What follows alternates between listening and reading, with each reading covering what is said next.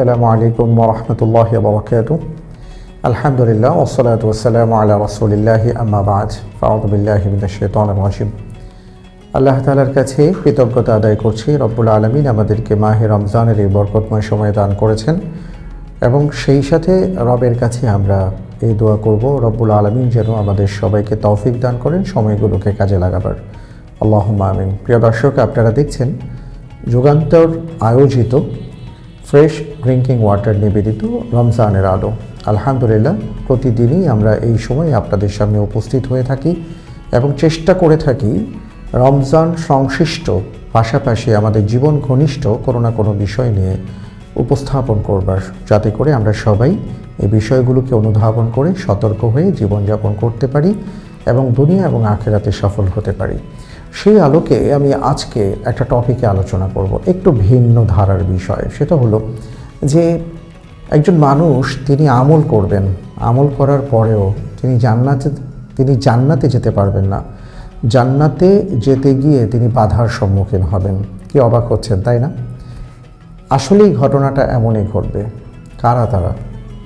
এই যে আমরা এত কষ্ট করে ইবাদত বন্দেগী করছি, আমরা নামাজ পড়ছি, রোজা রাখছি, হজ করছি, যাকাত দিচ্ছি, দান সাদাকা করছি, অনেক কিছুই তো করছি, কিন্তু তারপরেও আমল থাকা সত্ত্বেও কেন আমরা জান্নাতে যেতে পারবো না? এটার খুব সংক্ষিপ্তভাবে আমি দুই দিক থেকে কথা বলার চেষ্টা করব। একটা হলো আমাদের আচরণের একটা সমস্যার কারণে, অর্থাৎ কিছু মানুষ থাকবেন যারা সব আমল ইবাদত ঠিকই করেন কিন্তু তাদের আচরণ ভালো না। তাদের কথায় মানুষ রুষ্ট হন, তারা মানুষকে কথা দিয়ে কষ্ট দিতে পছন্দ করেন, নানাভাবে তাদেরকে এমনভাবে ঘায়েল করেন কথার মাধ্যমে, কাজের মাধ্যমে, যেটা আরেকজন মানুষের অধিকার হরণ করে, আরেকজন মানুষকে কষ্ট দেয়। কিন্তু সেটা তারা হয়তো বুঝেন অথবা বুঝেন না, কিন্তু তারা খুব ইবাদত গুজার। এই ইবাদত গুজার মানুষের কোনো মূল্য রব্বুল আলামিনের কাছে নেই। এক্সাম্পল স্বরূপ বলি, রাসূল সাল্লাল্লাহু আলাইহি ওয়াসাল্লামের কাছে একবার একজন নারী সম্পর্কে একটা কথা এলো। আল্লাহর নবীকে বলা হলো যে ওই এলাকার একজন নারী আছেন যিনি খুব আমলদার, খুব ইবাদত গুজার, কিন্তু তার প্রতিবেশী তার প্রতি সন্তুষ্ট না, তার কথাবার্তা, তার ভাষা, তার ব্যবহার, তার আচরণ সুন্দর না, ভালো না। রাসূলুল্লাহ সাল্লাল্লাহু আলাইহি ওয়াসাল্লাম এই কথা শোনার পরে বললেন, হিয়া ফিন্নার, সে তো জাহান্নামে যাবে। আরেকজনের ব্যাপারে বলা হলো যে সে আমল করে কিন্তু খুব বেশি করে, ব্যাপারটা এমন নয়, কিন্তু মানুষের সাথে আচার আচরণ মুআমালাত এগুলো ভালো, মানুষের সাথে আচার ব্যবহার ভালো, লেনদেন ভালো। নবীজি সাল্লাল্লাহু আলাইহি ওয়াসাল্লাম বললেন, হিয়া ফিল জান্নাহ, তিনি জান্নাতে যাবেন। তো এখান থেকে আমরা একটা বিষয় পাচ্ছি, সেটা হলো যে আমাদের কেবল ব্যক্তিগত আমলের ক্ষেত্রেই আমরা প্র্যাকটিস করব, ব্যাপারটা এমন নয়। আমাদের ব্যক্তিগত আমলের পাশাপাশি আমাদের আচরণ, আমাদের উচ্চারণ, আমাদের কলম, আমাদের কালাম, মানুষের সাথে লেনদেন, এই সকল ক্ষেত্রেও আমাদের সঠিক ইনসাফপূর্ণ সব কিছু ঠিক রাখতে হবে এবং এই বিষয়টা আমরা যেন শিখতে পারি, এটার জন্যই মাহে রমজান আমাদের মাঝে আসছে।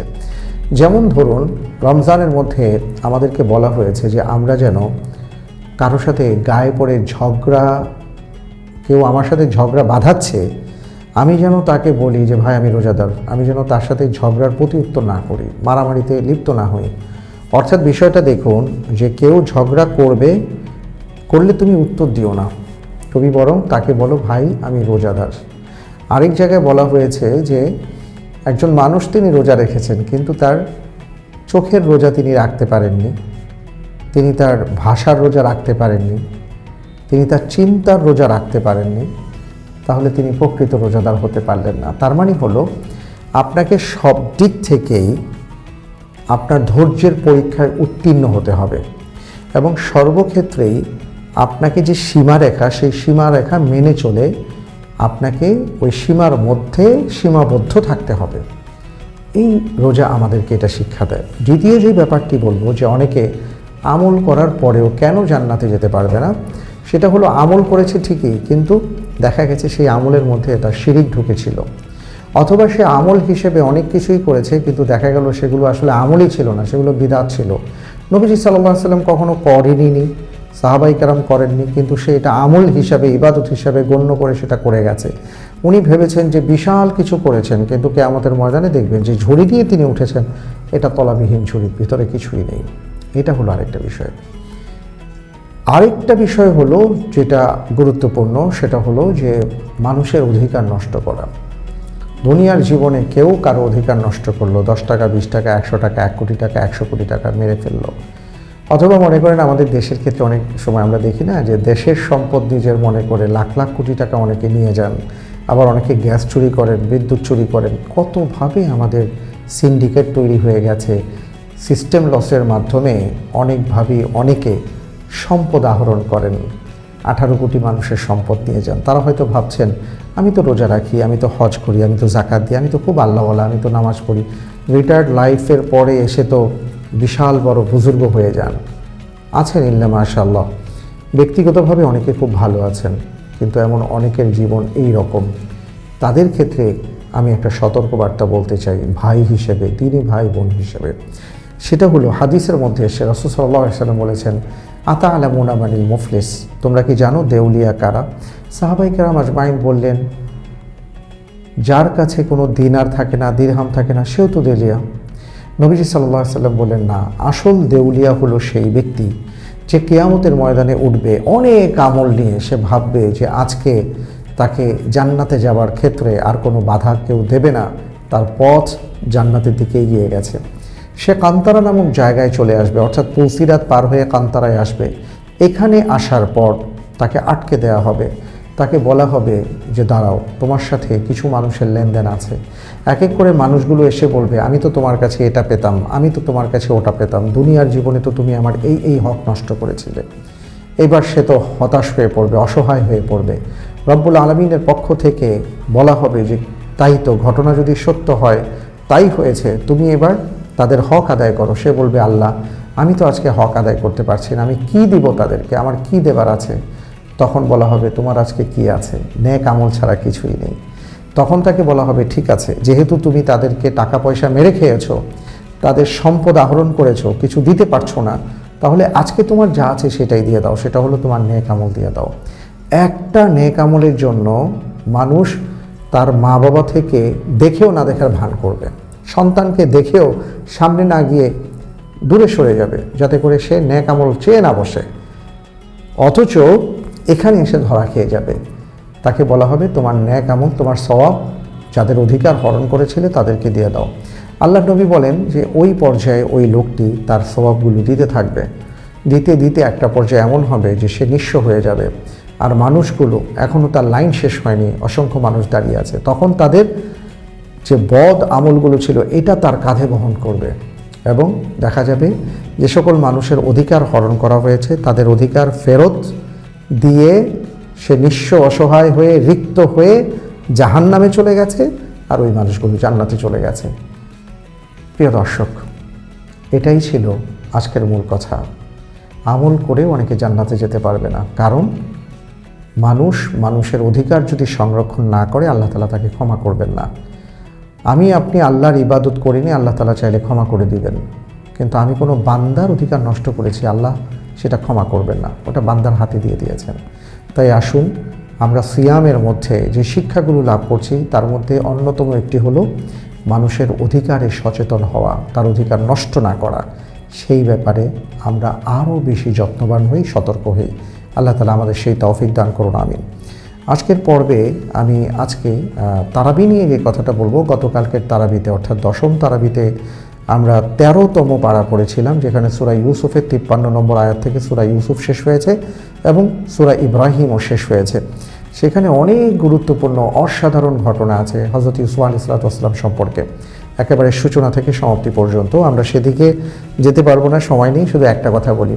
হযরত ইউসুফ আলাইহিস সালামের বাবা হযরত ইয়াকুব আলাইহিস সালাম, তিনি বিশাল একটা পরীক্ষা দিয়েছেন, আর সেই পরীক্ষাটা ছিল ধৈর্যের পরীক্ষা। তিনি জানতেন, তিনি বুঝতেন তার ছেলেকে বাঘে খায়নি, বরং তার ছেলেরা কোনো ষড়যন্ত্র চক্রান্ত করেছে।